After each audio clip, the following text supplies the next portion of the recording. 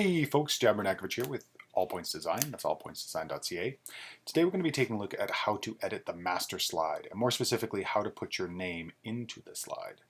So if we go up to Help, and this is the great thing about Google Slides, if you ever need to look up anything, so if I want to edit the master slide, I can always type in Edit Master, and if this ever changes wherever they put it, you can always pick it up right back in that help bar.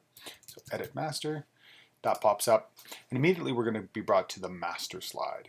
I'm just going to go to the master slide here, and in the top left hand corner it says insert your name. So I'm going to double click on that text box, and the text box is going to become blue, which means now I can change or work with it.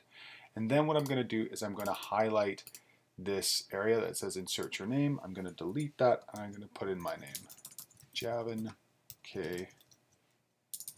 Bernakevitch. I'm going to click off of that box, and it's going to automatically save, and you'll see that it's saving because it'll say saving up here, which is a great feature of Google Slides. Then I'm going to click the little X in the upper right hand corner. That's going to bring me back to my template, and in every single slide now my name will appear.